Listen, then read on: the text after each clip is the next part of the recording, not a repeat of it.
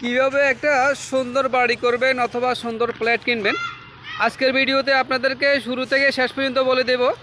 আপনারা ভিডিওটা মনোযোগের সহিত একটু দেখবেন এবং সে মোতাবেক কাজ করবেন এবং ভিডিওটা ভালো লাগলে শেয়ার করে দিবেন। আসলে আপনারা যখন বাড়ি করার জন্য চিন্তাভাবনা করতেছেন, প্রথমে আপনাকে দরকার হলো একটা জমি কিনতে হবে। আমার পিছনে দেখেন সুন্দর সুন্দর বাড়ি আছে। আপনি সুন্দর একটা বাড়ি বানাবেন, এই বাড়ি বানাতে আপনাকে প্রথমে লাগবে জমি পছন্দ। একটা সুন্দর দেখি রোডের পাশে একটা জায়গা দেখবেন। জায়গা দেখার পরে জায়গা যদি দরদাম ঠিকঠাক হয় তাহলে আপনি জমির কাগজপত্রগুলো ঠিক মতো দেখবেন।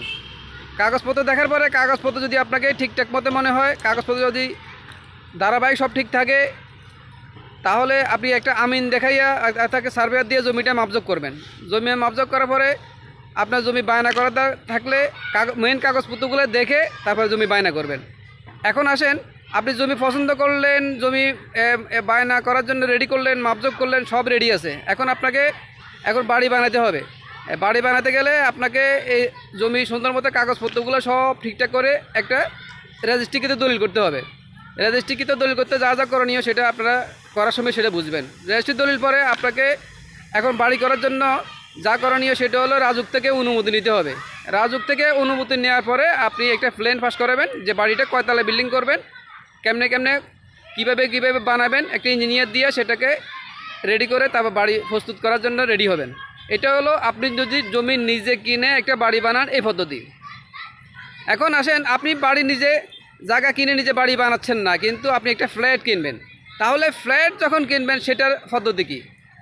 এখন আপনি যদি একটা, যেমন আমার পিছনে যে বিল্ডিংটা দেখতেছেন, এটা এখানে একটা ফ্ল্যাট আপনি জমি একটা ফ্ল্যাট কিনেন, একটা এটা 7 তলা একটা বিল্ডিংয়ের ভিতরে একটা ফ্ল্যাট আপনি দেন। 7 তলা ফ্ল্যাট অনেকে নিজেরা বিল্ডিং করে, অনেকে ডেভেলপার দিয়ে করায়।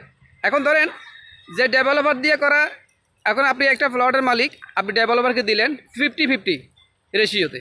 মনে করেন 7 তলা বিল্ডিং যদি হয় 14টা ফ্ল্যাট হবে, 2 ইউনিট হলে, তাহলে 14টা ফ্ল্যাট জায়গার মালিকই ভাবে, আর 7টা ফ্ল্যাট জায়গার মালিকই ভাবে। 7টা ফ্ল্যাট যিনি ল্যান্ড নিয়েছেন, যিনি বিল্ডিং বানাবেন, কনস্ট্রাকশন কোম্পানি উনি পাবেন।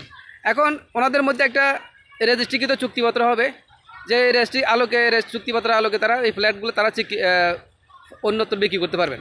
এখন যদি আপনি ধরেন একটা ফ্ল্যাট আপনি কিনবেন, তাহলে যদি ল্যান্ড ওনার হয়ে থাকে তাও আপনি কাগজপত্রগুলো সবগুলো চেক করে নেবেন, যে আপনাকে তো মূল কাগজপত্রগুলো সবগুলো দিবে না। কারণ এখানে জায়গা একটা 5 কাঠা জায়গার মধ্যে একটা বিল্ডিং উঠলো, বিল্ডিং থেকে আপনি একটা ফ্ল্যাট নেবেন, তাহলে রেশিও অনুপাতে আপনি একটুখানি জায়গা পাবেন এবং কত স্কোয়ার ফিটে ফ্ল্যাট পাবেন সেটা সেটা উল্লেখ থাকবে। সেখানে দলিলের মূল্য এবং ফ্ল্যাটের মূল্য মিলিয়ে রেজিস্ট্রি খরচটা আসবে। আচ্ছা যাক, এটা গেল। দ্বিতীয়ত হলো আপনার কাগজপত্রগুলো ভালো করে চেক করে নেবেন, যে কাগজপত্রগুলো একটা সেট নিয়ে, এর মূল কাগজ আপনাকে দিবে না, একটা সেট ফটোকপি দিবে, সেই ফটোকপি দিয়ে আপনি চেক করে নেবেন তাদের কাগজপত্রগুলো ঠিকঠাক আছে কি না। তহসিল অফিস চেক করবেন নামজারিটা ঠিক আছে কি না।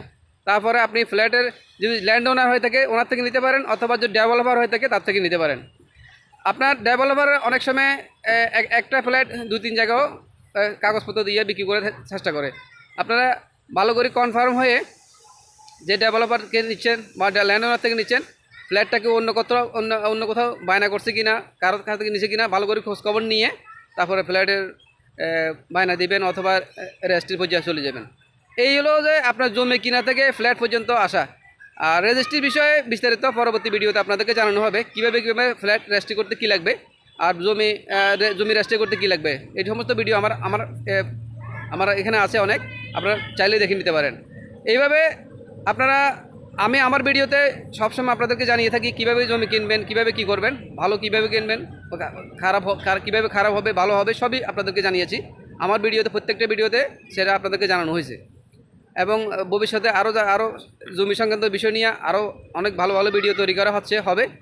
আপনারা আমার ভিডিওগুলো দেখবেন, যদি ভালো লাগে লাইক কমেন্ট করবেন এবং আপনি জানলেন একজনকে জানানোর জন্য একটু শেয়ার করে দিবেন।